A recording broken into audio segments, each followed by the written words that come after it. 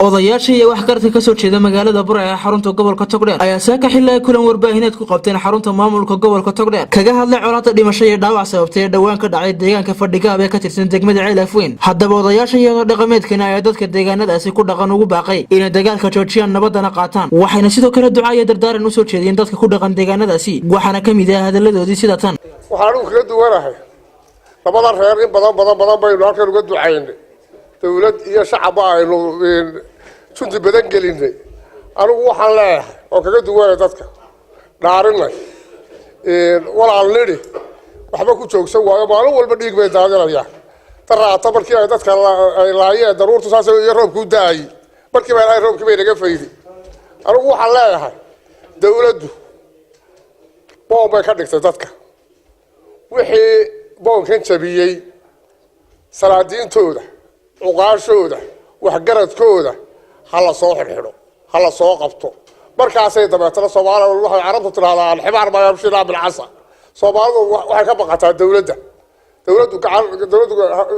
ha qaadato doorkeeda wax ducaa iyo hadal iyo niman u jeeda ma hoo niman kale haday boqol jeer bay u ducaynayaan walaalayaa istaaya dad baa tihiin wada dhashay dad meel wada jooga baa tihiin diiday warbatana ku dareemaa lagu leeyahay gacan bira niman kale lagu qabto degmada Ceelafweyn iyo eeriyadeeda tacab badan iyo juhud badanna shacab iyo dawladba la geliyay oo dami waayay oo soo noqnoqonaya ayaanu maanta in wixii Ilaahay naga garansiiyay inaanu ka nidhaahno aanu isugu nimi anigu kulli raggii barigii horena labada bilood ee dhow joogay Ceelafweyn iyo darar weynay intii shaqaqooyinku ka dhacday ayaan ka mid ahaa waxaanu islahayn waxba uma idin reebin nimanka marka beelamaanu ahayn bari iyo galbeed baanu ahayn wixii Burco iyo galbeedkeeda ka tagay isku qolay ahaayeen wixii Burco iyo barigeeda ahaana isku qolay ahaayeen waa isugu faanay xitaa waxaanu u sheegnay haddii laba qof istisho inaan laba qabiil isku kicin ee labada faaraasun la isku keeno dabeedna go'aanka la isla qaatay xitaa naga bartabaan ku nir nimanka waxaanu u reebnay ma jirin waxa la isku aaminaa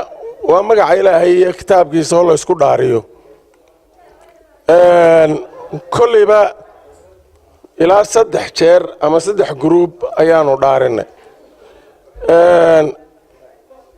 waxba kuma xidhmin maalintii dhaweyd waa arkayseen joogdigii ay dawladda iyo dadka shacabka ayba saareen waxba loolama hadhin xitaa kuwii dhaawaca baa la yidhi waa maxaabiis ul aan lagu kaxayn oo lagu dayay ma jirto markaa waxaa la yidhi haddii aad wax aan hore loo arki jirin lala yaabo aad aragto waxaan hore loo maqal baa la keenaa waaristaaya warbaaq nabadeed baanu halkan idinka soo jeedinaynaa haddaanu waxgaradkii Togdheernahay waaristaaya waa dhiigga xalaashateen ilaahay cadadiisa dhacaysa ilaahay cadadiisa ilaahay inaga nabadgeli waa raxmadda ku guraysa waa tacabka dawladda ha qasaaraynin ee maalin walba ay dawladdu ka hawlgeliso waarta eheliyada ha qasaaraynina waxaan leenahay baaqaan ku direynaa waaristaaya nin baa adhigiisa didmo dayn waay oo didi jiray adhigiisu wuxuu yaadhiyo haddii bahal kugu jirana waa laga saari haddii bala kale kugu jirtana waad ku bixi inta qolada isteen weeyday baan leeyahay isku soo wada xoor iyo colaadani dhawaan soo cusboonaatay ayaa in muddo soo jiitamaysay Cabdirahmaan Ise telefishinka caalamiga Soomaali Cable Burco.